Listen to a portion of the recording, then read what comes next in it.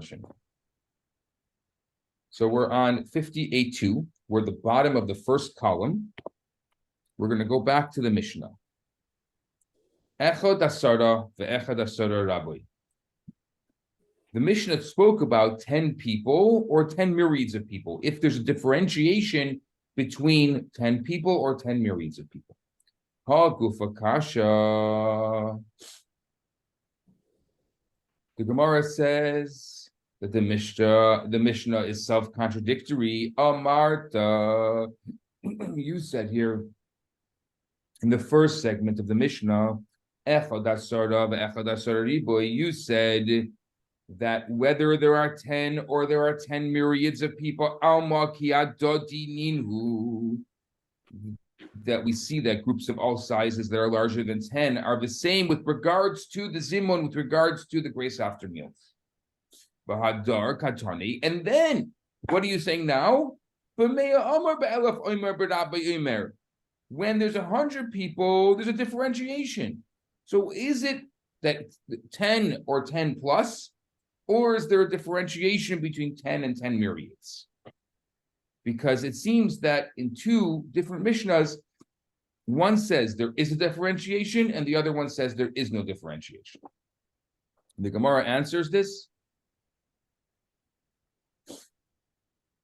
Amar Rav Yosef, says Rav Yosef, loy kasha. We don't have a question. Ha Rabbi Yosef Galili. In the later statement, the statement of Rabbi Yosef Galili, Ha Rabbi Akiva, and the first one is Rabbi Akiva. So let's take a look at this. The Tanan we learned in the Mishnah. Rabbi Yosef Galili and Rabbi Yosef Galili says, the Firoiv Hakol Heim Mevarchim. They recite the blessing with regards to the size of the people who are there. Hakahol, the size of the community that's assembled. Shenemar, like we said, Makelos Baruch Likim, in the assembly, bless God. Amar Rabbi Akiva. But Rabbi Akiva says, what do we find in the synagogue? We find that there's no difference between many and few. So it's with regards to the Zimun, once the threshold of 10 people is attained, in our shul, sometimes somebody will walk through the door and say, am I number 10? So once the 10 is attained, it's the same regardless. So we see two different opinions. One with Reb Zeglili, who says that there is a difference between the size of the assembly. And one is Rabbi Akiva, who says once you get 10, there's no difference between 10, 110, or 100,010.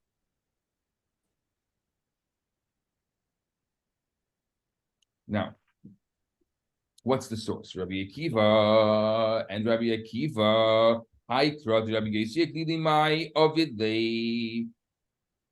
What does he do with the fact that Rabbi Yossi, what happened? We have a source for Rabbi Yossi Glili. What is the source? Right? Rabbi Yossi Glili, he says, in assemblages, which means in many, in the community, with a lot of people, that's where you bless God. So what does Rabbi Akiva say? He said there's no differentiation, but we have a verse that says clearly that there is a differentiation. The Gemara answers, we need to understand that we learned in a Brisa, Rabbi Meir used to say, from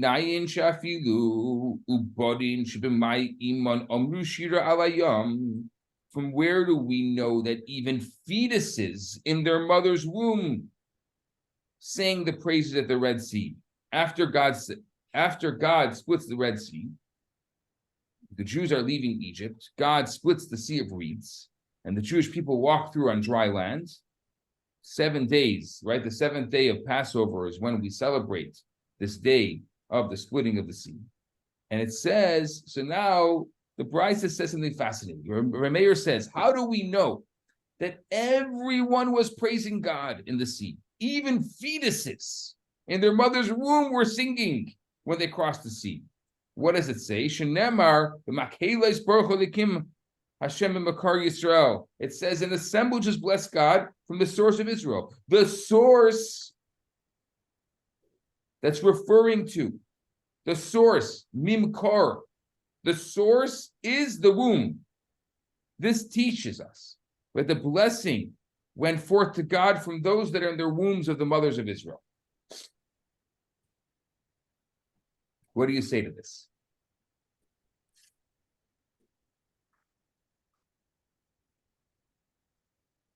Now, what do you think of the verse from assemblages? If we're referring to wombs, obviously, we can refer to basically anything.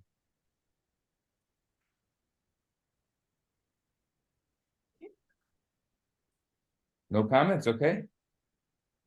I'm happy with comments. There's a lot of comments. When we gathered at Har Sinai for Matan Torah, we were an assemblage of one altogether. The reality of tribes, the reality of being a myriad of minyanim with people holding different minchags and different approaches to what the Talmudic scholars are talking about, it makes sense to talk about packages of 10. We have Zimun with 3, with 6. We have different discussions that preceded this in how groupings can branch off into different parts. And so the term myriad is important because it allows for being part of the group and yet being true to your own minchag. And so I see it as a way of the splitting that happens among groups, that one holds here, and there seems to be a disassociation. I see this particular Talmud as very important of bringing it together, that it's okay to have different minchagim, different approaches within the discussion, because each group is part of a whole. I think that what we're referring to here specifically is the concept of what is the community, what is the kahal, what is the assemblage. We're asking a question: who's referred to?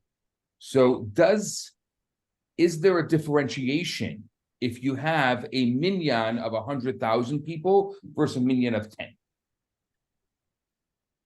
So, we had one rabbi who brought a source saying, with the assemblage you serve God, where the other one says, oh yeah, I want to tell you, I have the same source, and it refers to the Sea of Reeds, and in the Sea of Reeds, we're talking about the babies in the womb. If we're talking about the babies in the womb, we're not talking about the shul.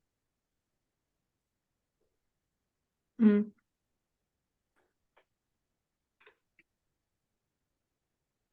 Let's go to the top of 58.3. The Idach and the other sage of Yosei Glila holds Mimkar Nafka. The whole thing with regards to fetuses is derived from the word source, whereas the Zimun text changes in accordance with the size of the assemblage. So we can't use the same ruling.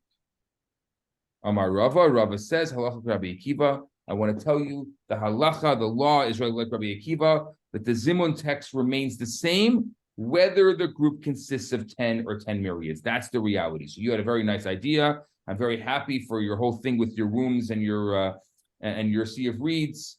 Wonderful. Rabbi Akiva is the one we hold by, this is a halachic ruling, and it doesn't matter if you have 10 or 10,000. Which is why I would often rather daven at a shul with 10 than 10,000. Ravina, Rav Chama bar Buzi, iklo e levei reish galusa. Ravina and Rav Chama bar Bar Buzi visited the house of the Reish Galusa. Come, Rav Chama, v'kama hadar Meya. Rav Chama got up and he said, let's put it together. There's a lot of us here. Let's get a group of 100 so we can have a special 100-man zimun, like it said in the Mishnah. Amar Le Ravina said to him, Amar Le Ravina, Loi tzrichas, don't bother. Hachi Amar Rava, so said Rava, halacha Rabbi Akiva. Because the halacha is, according to Rabbi Akiva, it doesn't matter. Don't make yourself crazy. You know what it's like to get 100 people together? They're all chatting. They're all enjoying each other. We're having a nice party. Don't start saying, you know what happens when you're at a very nice celebration and someone's like, mincha, mincha, come on. We're having a good time. What are you interrupting our good time with your prayers? So he said, don't bother. The halacha is like Rabbi Akiva. If you want to have a prayer, go get your 10 people together and leave the rest of us alone. Omar Rava, says Rava, ki achlinan rifta beireish galusa. We were eating bread, talking about this episode. We're at the house of Reish Galusa. We're eating bread, v'varach and shleisha. When we did that, we would join in groups of 3. So Rashi says something fascinating. Note number 19, if you're looking at it, the Reish Galusa had many guests at his table. While he prolonged his meal, those guests who had finished eating and were seated at a distance from him would quietly join in a zuman of groups of 3. After reciting the brace after meals, they would sit respectively until the Reish Galusa ended his meal and joined the zimun in a loud voice those who seated near him. The Gemara will shortly ask why they did not wait to join the zumun of the Reish Galusa. So it seems like this guy was a big host. Everyone would go to his house, and they're at his house, and they were very far away. There was a huge table. They could barely hear what he was saying, and so they would join in groups of 3. Now the Gemara says, but according to our Gemara, they should have been in groups of 10. Why are they in groups of 3? Shema Reish Galusa v'ik had. Reish Galusa would have heard, and he would have taken offense. V'nipku b'vircha Reish Galusa, but they should have waited. They should have waited for the host. What kind of guest are you that you're making a zimun before your host? Ade the avshu kule oma, since the crowd at the Reish Galusa's house was very noisy, as you can imagine. Lai shami, they couldn't hear whatever the Reish Galusa said. So therefore, in order to be able to respectfully do the zimun, they have to hear each other. So they would do groups of 3. Amar Rabba Taisva. Rabba Taisva said, Hane Shleisha Decharche Rifta Bahade Hadade. Concerning 3 people who ate bread together, the Kodem Chad Minahu Varach V'daite, and one of them went ahead and recited the grace after meals on his own without izimun. Ino nafkim b'zimun didei. The other 2 can discharge him from his obligation by joining them in the zimun. Ihu la nafik b'zimun ditu, but it does not discharge the obligation by joining in zimun. Lefisha ein zimun lemafreya, because there's no retroactive zimun, which means, although he can join them to help them fulfill their obligation, he can't fulfill his own obligation, because you cannot fulfill your own obligation of being part of a quorum, being part of a zimun, if you already said the Birchat HaMazon, if you already said the grace after meals. That's the reality. So Rabbi? he said the grace after meals, and therefore he has no right to join the other. He can join the others and help them, but he can't help himself. Rabbi, I have a question. This is rational. It brings it into context, but I'm confused a bit by the underlying principle that you never wait to perform a mitzvah. So as soon as you can perform a mitzvah, you go ahead and do it. You don't delay. If you finished eating and the 2 other people finished eating around you, and the whole assemblage of 100 people are just having joy and still going on, how does that relate to that situation? of not waiting one moment to perform a mitzvah? I think that one of the issues, I think, is even a greater issue. Well, it's a similar issue to what you're asking. You're at a table. It happens so often. You're at a table, and it's going late. Right now, Shabbat comes in late. Right, yesterday was the longest day of the year, the longest daylight of the year. Shabbat, these weeks are coming in very late. If you're going to hold by this actual time of Shabbat and not taking Shabbat early, you're not starting your meal till 9:30 or 10 o'clock. By the time you get home from shul. So when you're finishing your meal, even if you have a decent, you're going to someone's home for Shabbat in these months, you're not finishing until 12:30, 1 o'clock in the morning. People are very tired. So what happens? You're sitting at someone's house. It's very common. You want to go home. You're done. What do? So what do? You have to wait for the Reish Galusa? You have to wait for your host in this story, like the story, or do you make your own zimun? And so what the Gemara is referring to is a very practical situation that keeps on happening over and over again. I think that's what we're referring to here.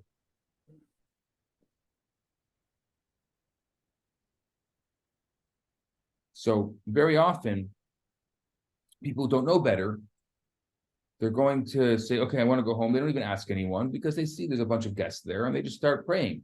While at that point, they cannot be part of the zimun because they already started the prayer. So this is a very practical thing that keeps on coming up. But then that all makes sense. Thank you. And the reality of what is there in all our lives at various times. But the question remains, why, if we have a group of 3 who have finished eating, out of respect for the host at the table, but not at respect for Hashem, should not, so I'm asking you, should not the 3 say the zimun immediately after they eat out of the respect to the host, Hashem, for all of this? And I'm asking you, how does that fit into this whole category? So I'll tell you, there's a lot of people who have a tradition for exactly this reason, to do the Birchat Hamazon, the grace after meals, to do it before dessert. Yes. And that would solve the problem. You finish eating before you eat dessert. That way, after dessert, if somebody wants to go, they can go. That kind of relieves them from their obligation of waiting for the Birchat Hamazon. And also at the same time, like you said, you're zrizim makdimin the mitzvah. You are quick to fulfill a mitzvah. Will not wait, not make Hashem wait. So we shouldn't go to Reish Galusa's house for supper. Apparently not. Okay, got it. Let's finish this particular piece of Talmud. Rabbi Shmuel Omer, the last part of the Mishnah is Rabbi Shmuel says, in a synagogue, you can say, bless Hashem, the blessed one, rather than just bless Hashem. Rafram bar Papa, never even heard of Rafram bar Papa. Rafram bar Papa, he once visited a synagogue in Abe Givar. Kam Kara B'Safra, he stood up to read from the Torah. Remember, in those days, if you got an aliyah, you read your aliyah from the Torah. You didn't just have one Torah reader like today. We get away with it.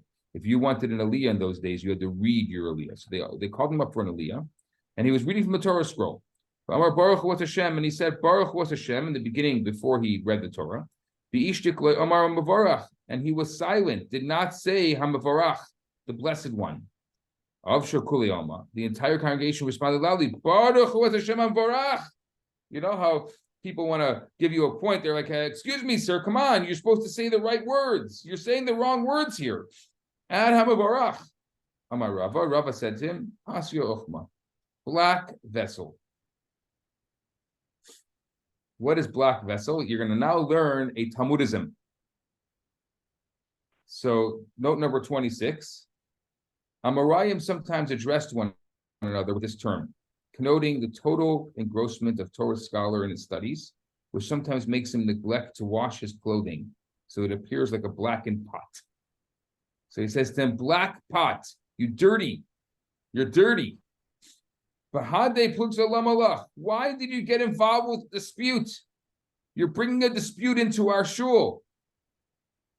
This is a universal custom that we say in accordance with Rabbi Yishmael. We don't say Baruch Hu Hashem, we say Baruch Hu Hashem HaMvarach. Everyone does it. Anyone who's ever gotten Aliyah, even to this day, you know that. And you are bringing in a debate which does not belong here. And so we conclude this piece of Talmud and we go on to the next Mishnah. With this piece of Talmud, we conclude basically this idea that there are universal truths, and those universal truths, based on this Talmud, still exist until today. I'm just going to go over the Mishnah quickly, because that's the tradition, is when you finish a piece of Talmud, you start the next Mishnah. So we'll just do the Mishnah, and then we'll finish today's class. Shleisha she'ochu ka'achas einam, this is top of 50A4. Shleisha she'ochu ka'achas einam Russian lechalek. 3 people ate bread together. They're not allowed to separate. They're not allowed to recite the Berachot HaMazon separately. You see what's going on here? You see what we're getting into? Right? Think about the last Talmud we had. So now we know you can't do it separately. V'chein arba, the same applies to 4. V'chein chamisha, the same applies to 5. Shisha nachlakin, 6 people ate together can separate into 2 groups. Ad asara, until there are 10 people. V'asara ein nachlakin ad esrim, but 10 cannot separate until there's 20. Shtei chavurei shahayu oichles b'beis echad, 2 groups that were eating in one house. Bisman shemiksasan roin elu es elu, while some of each group can say to each other, hade elu mistrafim lezuman, they may combine for a zuman v'im lav, but if not, elo mizamnim le'asman ve'elu mizamnim le'asman, they can join a zuman by themselves, and these can join. They can basically split into large groups. We do not recite the Brei Pri Hagafen on wine until there's water that's poured into it to dilute it. That's a tradition, by the way, to dilute. Even today we do that. And I'll tell you the source of it. Go to note number 33 here. The wine of the Mishnaic period was very strong, and it was not fit to be enjoyed in full strength. You had to dilute it. So therefore, in order to require Brei Pri Hagafen, you have to actually be able to drink it. People couldn't drink it. So the water was helping dilute it so people could drink it. See, we're not talking about fine wines here. These words of Rabbi Eliezer, but the Chachamim say, you can make a blessing of it. We're going to explain it later, this whole story. We're going to get into this later in about 2 pages of Talmud. Rabbi, could I ask a question? And it's obviously I haven't read, or I missed a session. If you have 3 people, it's good, you can say a zimum. If you have 4 or 5, you say it as a group. If you have 6, you can have 2 zimum. What happens to 9? Before we get to a minyan, we could have 9. Why can we not break into 3 groups for 3 zimum? Or 3 groups saying the zimum? Why do they say 3, 6, 10? Is it because at 9 we're waiting for the minyan? It elevates. No, I mean, essentially they could. They're just giving you an example. Essentially, you could do 3 groups of 3. I thought there was 10. We already said before. If you have 10, you should do 10. Well, because I haven't seen it, I assume that it's uncomfortable to have 3 groups of 3 because it's denying the minyan, so that the one is going to come right in hope that we can have a more complete zimum. Yeah, I think it's very nice, but I mean, it's potentially practically a great idea, but not. Sometimes it's not practical. Right? Thank you. If you only have 9, it's just not practical.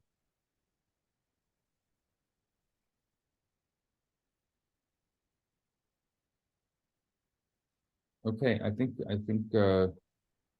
since part of our group is not here, I think this is a good place to stop. We're going to continue next week. We'll do the mission again, and we'll continue with the Talmud on page 50A4. And moving on to 50B1, if anybody wants to prepare the Talmud.